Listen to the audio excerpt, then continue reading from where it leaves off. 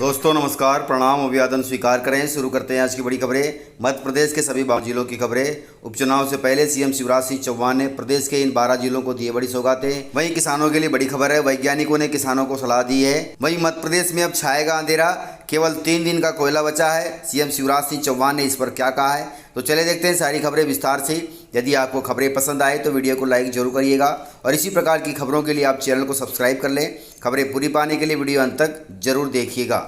मध्य प्रदेश में फिर छा सकता है अंधेरा, 3 दिन का कोयला बचा है शेष। कैपेसिटी से आधी भी बिजली नहीं बना रहे हैं थर्मल प्लांट, केंद्र की मदद से चल रहे हैं लाइट और पंखे। मध्य प्रदेश के थर्मल प्लांट सहित पूरा उत्पादन 40% तक आ गया है। बाकी 60% बिजली सेंट्रल सेक्टर से लेना पड़ रहा है, अर्थात केंद्र सरकार से लेना पड़ रहा है। उसकी भी एक लिमिट है, एक लिमिट के तहत ही केंद्र सरकार राज्यों को बिजली देती है, उससे ज़्यादा बिजली नहीं ले सकते। अगर ली तो कंपनियों को जुर्माना लगेगा और इसकी भरपाई बिजली महंगी करके होगी।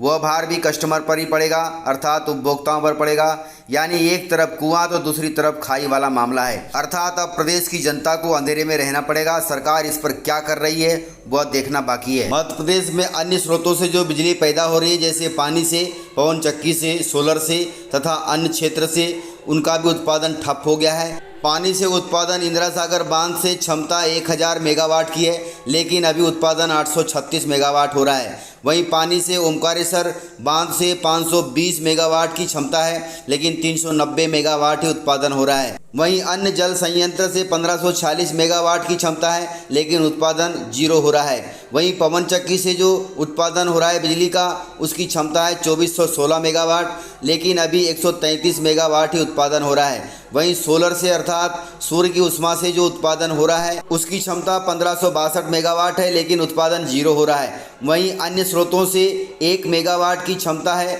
लेकिन उत्पादन 0 हो रहा है। इस प्रकार से सभी संयंत्रों से बिजली उत्पादन नहीं हो रहा है। कोयला भी केवल 3 दिन का बचा है। अब सरकार इस पर क्या करती है, अन्यथा प्रदेश की जनता को अंधेरे में रहना होगा।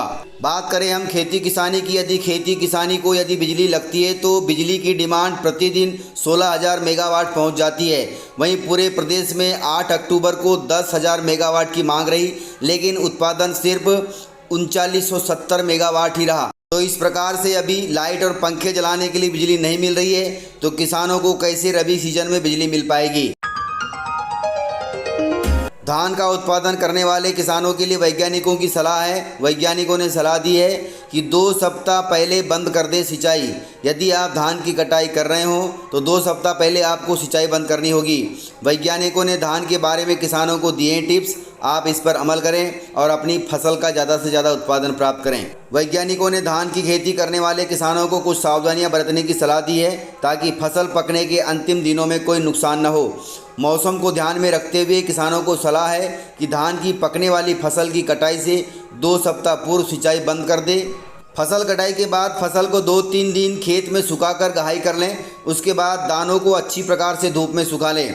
अनाज को भंडारण में रखने से पहले भंडार गृह की अच्छे से सफाई कर लें, ताकि उसमें नमी न हो, अन्यथा नुकसान हो सकता है। वैज्ञानिकों ने किसानों को सलाह दी है कि खरीफ फसलों, खासतौर पर धान के बचे हुए अवशेष यानी पराली को न जलाएं, क्योंकि इससे वातावरण में प्रदूषण ज़्यादा होता है, जिससे स्वास्थ्य संबंधी बीमारियों की संभावना बढ़ जाती है। पराली जलाने से उत्पन्न धुंध के कारण सूर्य की किरणें फसलों तक कम पहुंचती हैं, जिससे फसलों में प्रकाश संश्लेषण और वाष्प उत्सर्जन की प्रक्रिया प्रभावित होती है, जिससे भोजन बनाने में कमी आती है। इस कारण फसलों की उत्पादकता व गुणवत्ता प्रभावित होती है और आपको फसल का उचित मूल्य नहीं मिल पाता।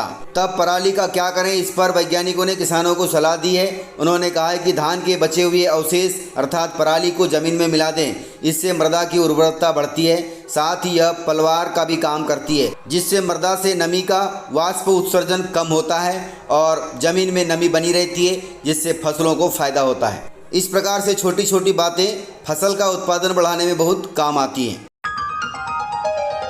बिजली कटौती से निपटने के लिए कोयला की जरूरत को पूरा करने के लिए सीएम शिवराज सिंह चौहान से मांगे हैं 850 करोड़ रुपए। मध्य प्रदेश में दशहरा से बिजली कटौती जैसे हालात न बने, इसकी चिंता शुरू हो गई है प्रदेशवासियों के लिए।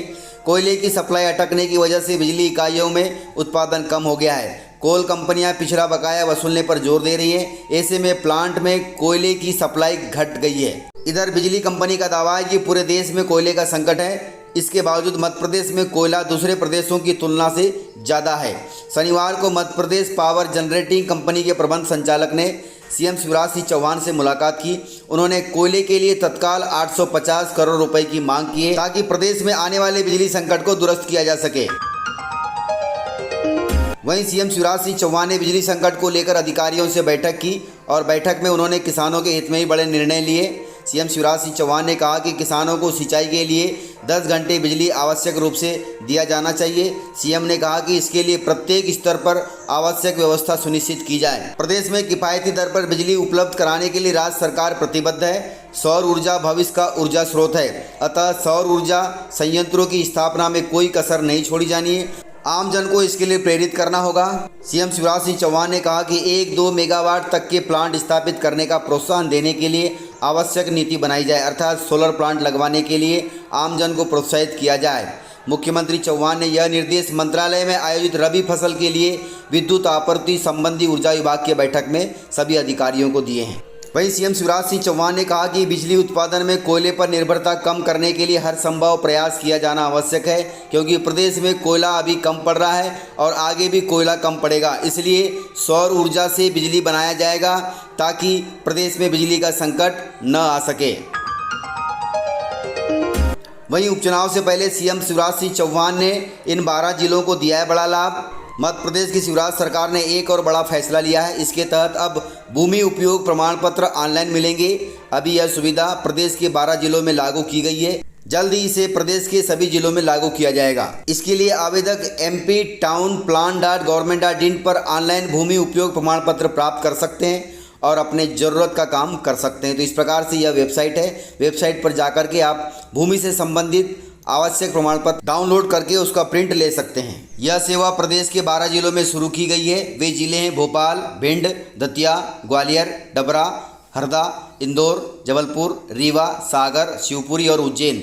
इन जिलों के नागरिकों को यह सुविधा मिल रही है। आप अपने भूमि के आवश्यक प्रमाण पत्र दी गई वेबसाइट पर डाउनलोड करके अपना काम कर सकते हैं। तो अच्छी बात है।